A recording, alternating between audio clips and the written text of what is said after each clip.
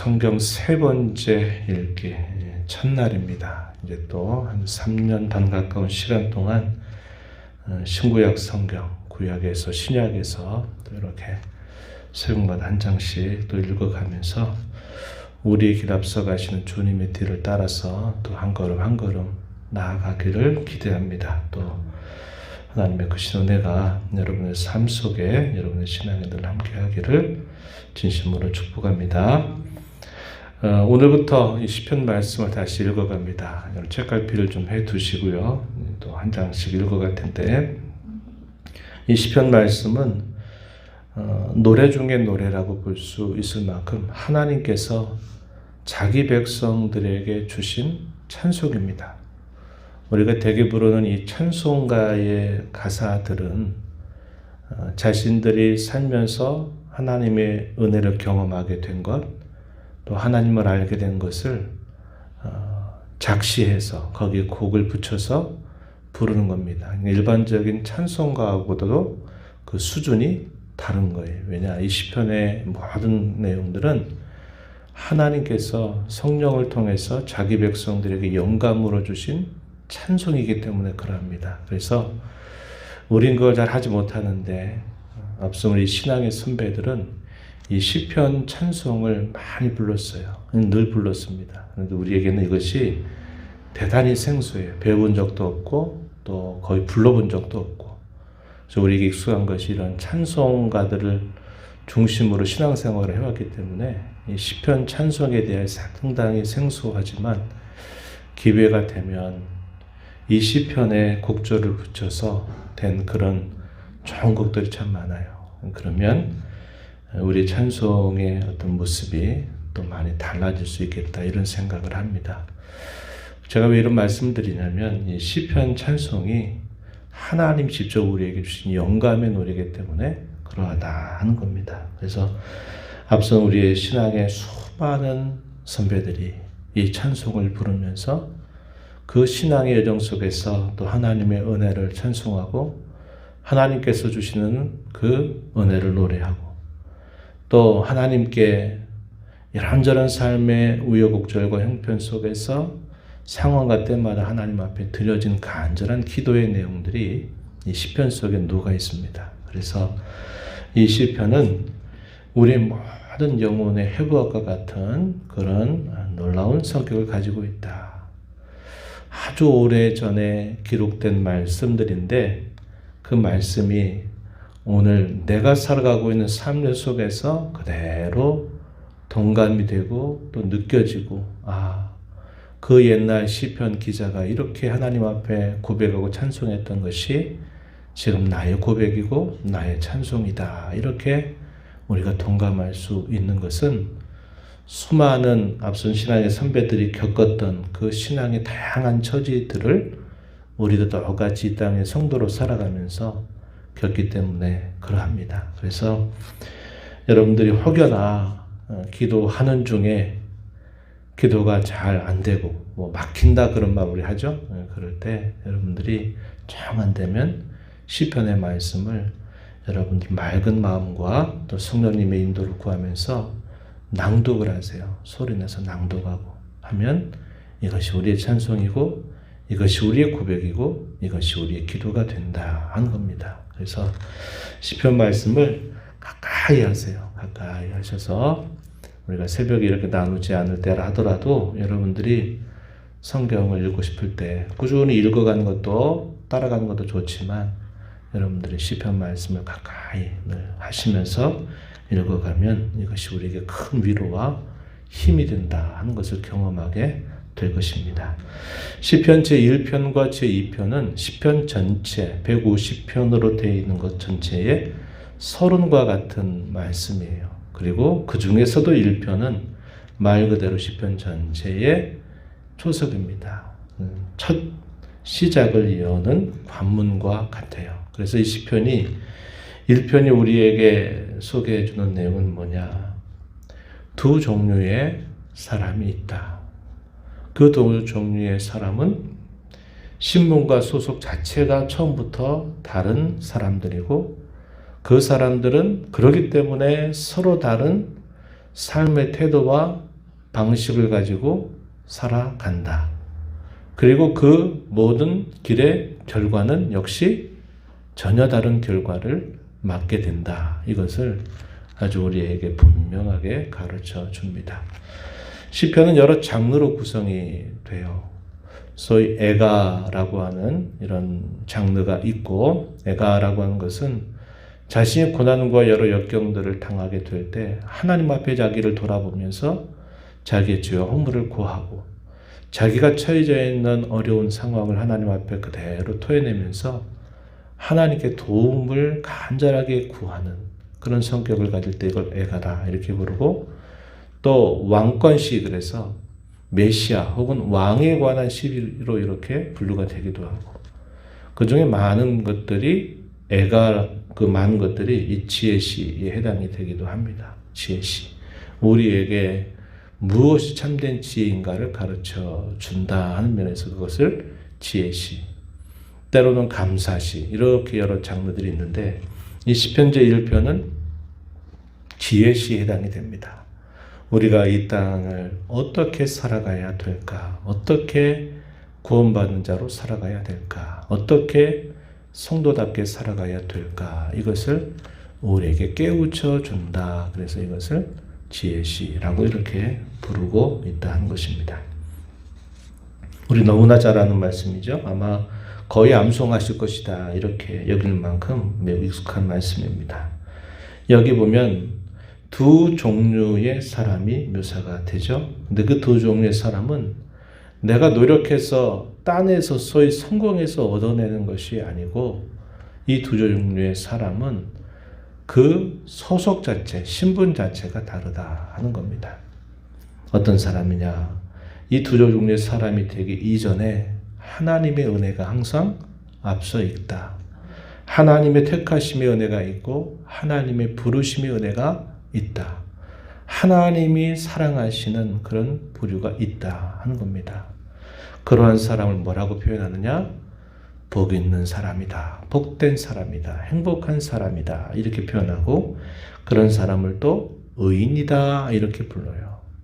의롭게 살아서 의인이 되는 게 아니라 하나님 앞에서 의인은 한 사람도 없고, 의인은 하나님이 의인으로 삼아 주실 때 의인이 되는 것이다 하는 겁니다. 그래서 여기 복 있는 사람, 의인, 혹은 반대로 악인, 반대로 복 없는 사람, 이것은 우리가 얻어서, 우리가 노력으로 얻어서 성공해서 받는 것이 아니라 그것은 하나님의 택하심의 은혜로 주어지는 것이다.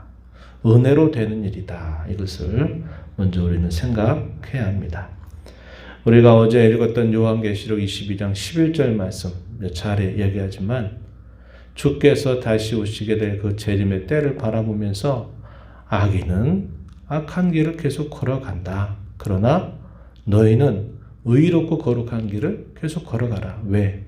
하나님이 생명책에 기록하신 은혜를 받은 자들이기 때문이다. 그들이 괴롭히고 그들이 어렵게 한다 그래서 내가 가는 길이 흐트러지지 않도록 해라. 좌로도 우로도 치우치지 말고 의인으로 가야 할 길을 끝까지 주께서 오실 때까지 걸어가라. 그것을 권면해주고 있다는 겁니다. 이 시편 1편도 같은 맥락이에요. 같은 맥락에서 그렇게 말해준다 하는 겁니다. 그럼 이렇게 수석이 다른 사람들은 어떻게 되느냐? 서로 다른 삶의 태도와 방법을 따라 살아갑니다. 그걸 뭐라고 여기서 비유하냐면, 의인의 길이 있고 악인의 길이 있다. 이 길이라고 말하는 건 말 그대로 우리가 어떤 목적지를 향해서 갈 때 길을 따라가잖아요. 길을 따라가는 것은 우리의 삶을 살아가는 태도나 방법, 자세, 이것을 우리에게 가르쳐 주는 말씀이에요. 우리에게 목적해 주신 목표물을 향해서 우리가 길을 가는데 어떤 길을 가느냐? 그 목표에 맞는, 목적지에 맞는 길을 따라가야지, 그 목적지가 아닌 엉뚱한 길에 접어들면 그 목적지에 갈 수가 없는 것이죠. 그래서 우리에게, 우리를 의인으로 삼아주신 그 하나님께서 우리에게 가게 되는 그 길의 끝자락을 우리에게 보여주시면서 그 길은 이런 길을 따라 가는 거다. 이 말은 우리의 주어진 하루하루의 삶을 이런 태도와 방법을 가지고 이런 자세를 가지고 살아간다. 그래서 의인이 가는 길이 있고 악인이 가는 길이 서로 있는데 이 길은 안 만난다는 겁니다. 서로 다르다 이 말이에요. 그러면서 그 의인의 길에 대해서 설명하는 말씀 이제 한번 성경 본문으로 들어가 보겠습니다. 1절 말씀 한번 보세요. 1절에 보면 복 있는 사람은 행복한 사람은 악인들의 꾀를 따르지 않는다. 죄인들의 길에 서지 않는다.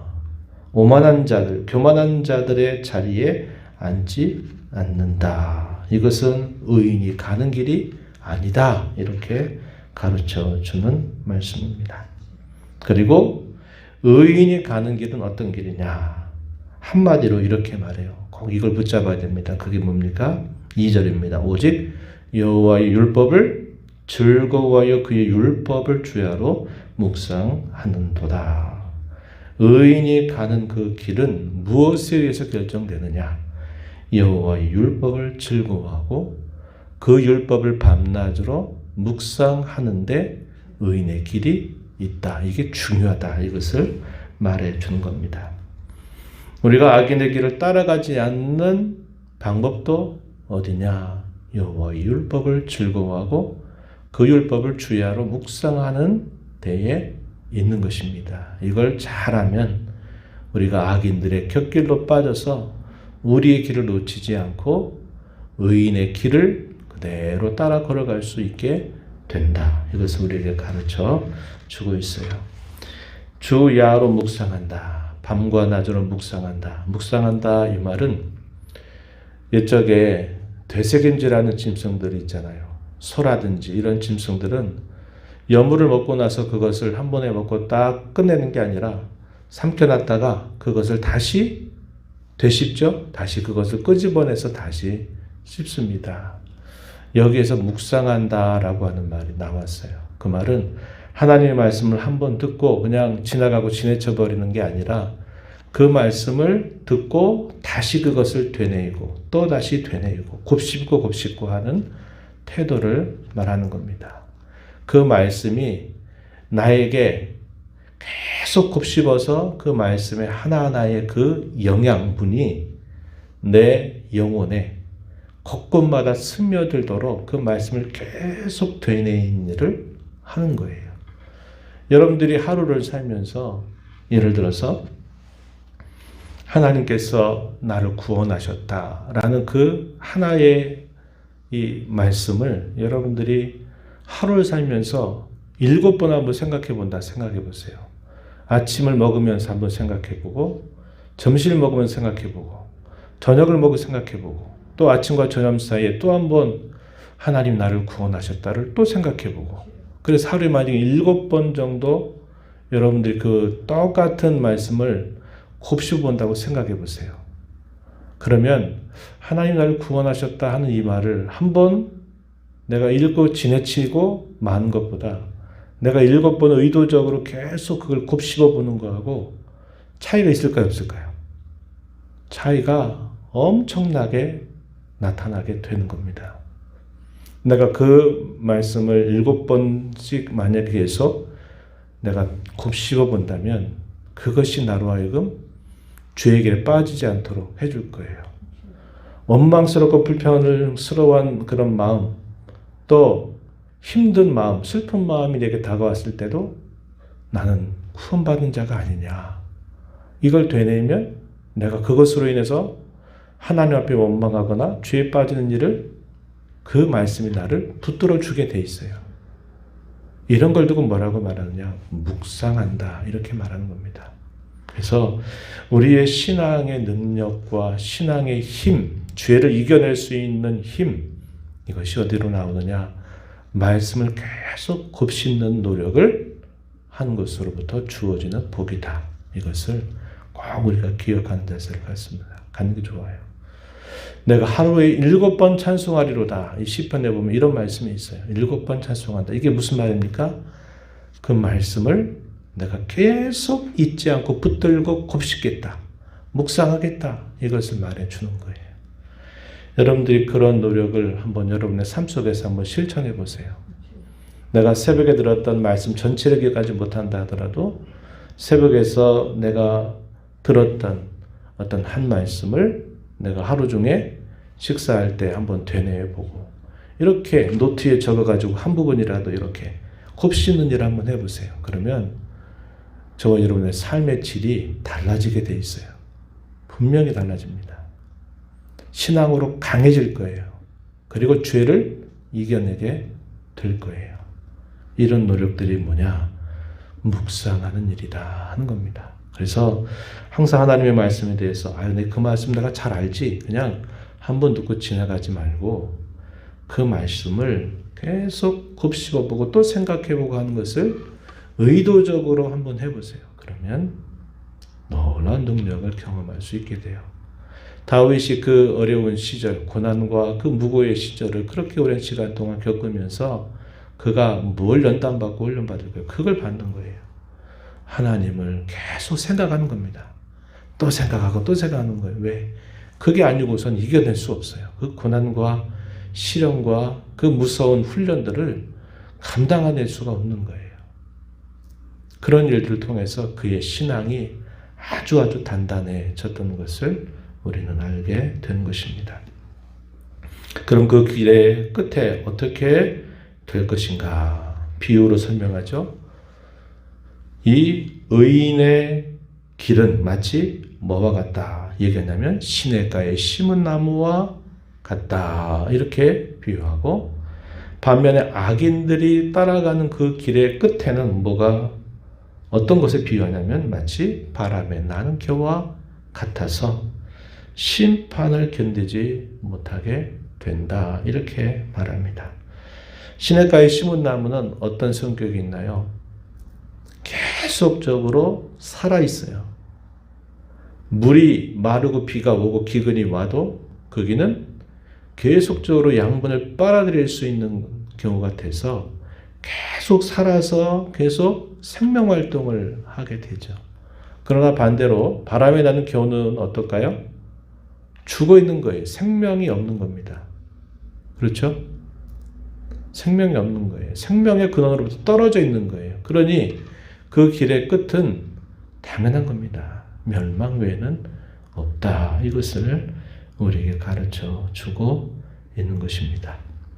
이 하루를 여러분 살면서 다짐하십시오. 우리가 의인의 길, 의인 되어서 의인의 길을 걸어가는 중요한 그 방향은 여호와의 율법을 주야로 묵상하는 데 있다. 이것을 꼭 기억하면서 오늘뿐만 아니라 여러분의 남은 삶 속에 하나님 말씀을 곱씹는 그런 신앙의 훈련을 잘 하셔서 죄를 이겨내고 또 우리에게 약속된 형통의 복을 누려가는 저와 여러분 모두가 되기를 진심으로 바랍니다. 하나님 아버지 감사합니다. 이 새벽 시간에도 저희들을 깨워주셔서 오늘도 아버지의 면전에 저희들을 인도해 주셔서 감사합니다. 사람이 노력해서 성공해서 얻어내는 길이 의인이 되는 것이 아니라 하나님의 택하심의 은혜를 따라서 하나님의 부르심의 은혜를 따라서 저희를 은혜로 의인 되게 하신 것을 언제나 잊지 않는 저희가 되게 하여 주옵소서. 저에게 약속하신 영원한 복락의 그 길의 끝을 바라보면서 그 끝을 향하는 올바른 길을 따라서 의인의 길로 행하며 살아가게 하여 주옵소서. 그러기 위하여 늘 저희에게 주신 이 하나님의 말씀을 즐거워하고 그 말씀을 주야로 곱씹는 삶을 늘 살아가도록 주께서 도와주시기를 바랍니다. 죄를 이겨내가고 또 우리로 하여금 시냇가에 심은 나무처럼 계속적으로 생명을 향하여 자라가는 그런 열매를 맛보게 하시고 주님 기뻐하시는 삶을 살아가도록 저희들을 인도하여 주시옵소서. 은혜의 보좌 앞에 나와 아버지 은혜를 구하는 모든 심령들의 간구를 뒤기로 주시고 응답하시기를 바라며 예수님 이름으로 기도드리옵나이다. 아멘.